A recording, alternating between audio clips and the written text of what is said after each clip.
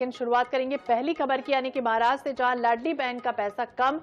जिस तरह की खबर सामने आई, महाराष्ट्र में ये योजना एक बार फिर से सियासी विवादों का केंद्र बन गई है। दावा यह है कि इस योजना के तहत अब करीब 8 लाख महिला लाभार्थियों को 1500 रुपए की बजाय सिर्फ 500 रुपए प्रति माह मिलेंगे। सरकार का ये कहना है कि जो महिलाएं नमो किसान सम्मान योजना का लाभ ले रही हैं, केवल उन्हें ही कम राशि मिलेगी। तो वहीं विपक्ष ने सरकार पर धोखाधड़ी का आरोप लगाया है। इधर सरकार ने स्पष्ट कर दिया है कि योजना की शर्तों का पालन करने वाली महिलाओं को ही पूरी राशि मिलती रहेगी। इस बदलाव को लेकर विपक्ष ने सरकार पर जोरदार हमला बोला। विपक्ष का आरोप है कि सरकार ने इस योजना को चुनाव के वक्त तो वोट बैंक के लिए शुरू किया था और अब धीरे धीरे इसके फायदे कम कर इसे खत्म करने की तैयारी में है। वहीं सत्ता पक्ष का यह कहना है कि जो महिलाएं योजना की शर्तों पर खरी उतरती हैं, उन्हें 1500 रुपए की पूरी राशि मिलती रहेगी। विपक्ष केवल भ्रम फैला रहा है क्योंकि उनके पास अब कोई मुद्दा बचा नहीं। तो महाराष्ट्र में महाराष्ट्र सरकार की लाडली बहन योजना एक बार फिर से विवादों में है और चर्चा में भी है, क्योंकि समीक्षा और जांच के बाद करीब 8 लाख महिलाओं को जो राशि दी जा रही थी, 1500 रुपए की राशि, वो घटा दी जा रही है और अब उसे 500 रुपए कर दिया गया है। सरकार ये कह रही है कि महिलाएं पहले से ही दूसरी योजनाओं का लाभ ले रही हैं। लाडली बहनाएं बैठ गई थोड़े से पैसे के लिए। ये लोग टुकड़ा फेंकते हैं और हम टुकड़ा झेलते हैं। हमने इन पर कभी विश्वास नहीं करना है, क्योंकि ये विश्वास पात्र लोग नहीं है। लाडली बहना को नफरत के ढंग से इन्होंने देखा है। यूज एंड थ्रो की भूमिका इनकी रही है। हो गया ना काम, हमारा चुनाव हो गया, मतदान मिल गया, हमारी सरकार आ गई। अब कहाँ की लाडली बहना और कहाँ का लाडला भाव।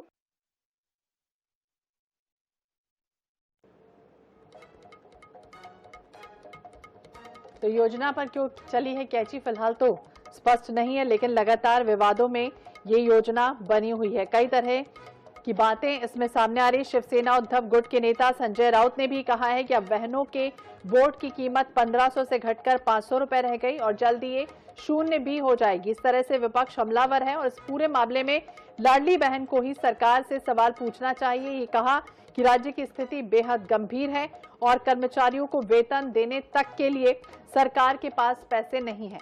देवेंद्र फडणवीस कितनी भी बड़ी बातें कर ले, लेकिन राज्य के हालात खराब है।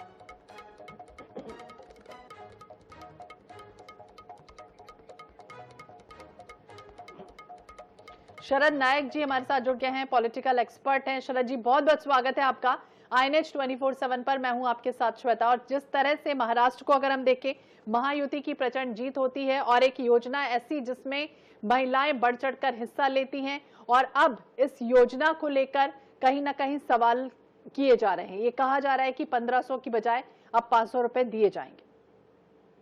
देखिए, कहीं ना कहीं ये चुनावी जुमला बन के रह गया। देखा जाएगा तो जैसे कि जो महाराष्ट्र के जो डेप्यूटी CM है माननीय शिंदे साहब, ये उसका ब्रेन चाइल्ड था ये योजना। अभी आपस में वैसे भी पॉलिटिकल सिचुएशन को देखा जाएगा तो इनके अनबन तो चालू हुआ ही था। उसके अंदर कौन किसको कम करना चाहता है, क्या करना चाहता है, ये तो राजनीतिक विषय है। लेकिन कहीं ना कहीं महाराष्ट्र के जितने भी मतलब लेडीज है, स्त्री है, इनके साथ में धोखाधड़ी हुआ है, ये मैं कह सकता हूँ। जब पता है लोगों को या स्टेट को पता है उनकी स्ट्रीम का ट्रेजरी में पैसा नहीं है, कम से कम 8 लाख करोड़ रुपए का कर्जा लगा हुआ है, उसके बावजूद भी मतलब विपक्ष जब कोर्ट में भी गया था तभी भी मालूम था उनको इनके पास पैसा नहीं है, तो बिना प्लान के लोगों ने दिया है। लोगों को पैसा फंसा करके वोट लेना वो भी गलत है। अब आएगी वापस, अभी म्युनिसिपल BMC का इलेक्शन भी आ सकता है, उसके अंदर उसका रिजल्ट का इनको तगड़ा मार पड़ सकता है, ये भी एक बात है। यही वही वोटर्स है जिसने 1500 रुपए लिया है और ये वही वोटर्स है वापस 500 रुपए मिलेगा तो करना क्या है करके। जी शरद जी, ये भी विपक्ष लगातार ही कह रहा है कि सरकारी खजाने में देखें तो चुनौतियां काफी ज्यादा हैं, आर्थिक अनुशासन की कमी है जिसकी वजह से इस तरह के हालात बन चुके हैं। तो क्या अब एक तरह से पहले निवाला दे दिया और फिर से छीनने की कोशिश है? डेफिनेटली ये तो फंसाने वाली बात होगी, सामने से दिखता है। अगर अभी हर लेडीज लोग मोबाइल पकड़ के देखते रहता है कि मेरे को बैंक पे पैसा कब आया, कब आएगा, कभी नहीं आएगा। और टीवी देखने वाला, नहीं देखने वाला भी देखते हैं CM क्या बोलता है, डेप्यूटी CM क्या बोलता है, उनका वक्तव्य को देखते हैं। तो अगर आपके पास प्लानिंग नहीं है तो प्लानिंग नहीं तो क्यों करने का, पहले से बता देने का तो कि हम लोग इतना दिन के बाद बनाएंगे, सरकार हमारा 5 साल पूरी चलेगी, उसके अंदर 1 साल के बाद हम हमारा जो फाइनेंशियल कंडीशन ठीक होने के बाद देंगे, नहीं तो और कुछ करेंगे। ऐसा ही इन्होंने टोल में भी किया हुआ है, टोल फ्री कर तो दिया है, लेकिन क्या टोल वाला छोड़ेंगे क्या? जो टोल की कंपनी है वो भी तो पैसा लेंगे इनसे, दूसरा तरीके से पैसा लेंगे। जी शरद जी, क्या लगता है कि विपक्ष जिस मुद्दे को उठा रहा है, बुनाने की कोशिश कर रहा है, आने वाले समय में बीएमसी का निकाय चुनाव होना है महाराष्ट्र में, तो उसका असर यहाँ पर क्या पड़ सकता है?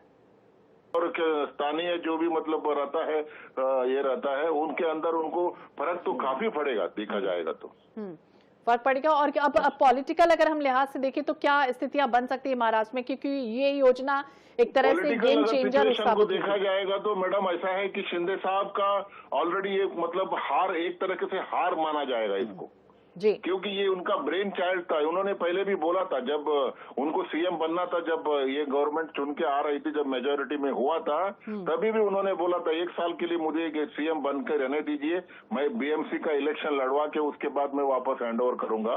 लेकिन ऐसा होने नहीं दिया। इसमें कहीं ना कहीं आपस में मतलब कुछ न कुछ बर्निंग इश्यू चल रही है। इसका नतीजा थोड़े दिन में देखने को मिलेगा आपको। जी, तो क्या समझे आने वाले समय में पूरी योजना शून्य पे हो जाएगी जिस तरह से विपक्ष कह रहा है? हाँ, जब पैसा नहीं है तो स्टेट का ट्रेजरी में पैसा नहीं तो क्या करेगा फिर? कहाँ से लाओगे? 8 लाख करोड़ का कर्जा है अभी कम से कम, तो कहाँ से चुकाएंगे आप? जी, ये तो कम से कम 55,000 करोड़ का ये मतलब ये लोड होता है टोटल, अगर इससे 1500 का हिसाब से देखा जाएगा तो। जब इन लोग पैसा दे रहे थे तभी वेरिफिकेशन तो किया नहीं था लेडीज को। अब बोल रहे हैं कि गाड़ी, घर पे गाड़ी नहीं चाहिए, 3 व्हीलर नहीं चाहिए, कोई कमाने वाला नहीं चाहिए। ये जो जब क्लॉज है, एलिजिबिलिटी है, पहले से देखे होता है। पैसे अगर देने के बाद आप इलेक्शन नजदीक था उस वक्त आपने पैसा डाल दिया और उसके बाद आप बोलने लगे अभी हम वेरीफाई करेंगे, अभी हम उसको वापस मांगेंगे पैसा, फिर बोले कि हम नहीं लेंगे वापस। जी, तो अब देखना होगा क्या कुछ होता है सरकार में। शरद जी, बहुत बहुत शुक्रिया बातचीत करने के लिए। 8 लाख महिलाएं तो मिलेंगे पैसे, इस तरह की बातें की जा रही, लेकिन लाडली बहन योजना एक बार फिर से चर्चा में है और समीक्षा जांच के बाद करीब ऐसी 8 लाख महिलाओं को दी जाने वाली 1500 रुपए की जो राशि है वो घटाई जा रही है, 500 रुपए कर दी गई है। सरकार ये कह रही है कि ये महिलाएं पहले से ही दूसरी योजनाओं का लाभ ले रही हैं और यही वजह है कि इस तरह से अब उनमें जो पैसे की योजना है उसमें 1500 की जगह 500 रुपए अब उन्हें दिए जाएंगे। और विपक्ष इस पे हमलावर भी है कि राशि कम करने के लिए महायुति सरकार की आलोचना एक तरह से होनी शुरू हो चुकी है।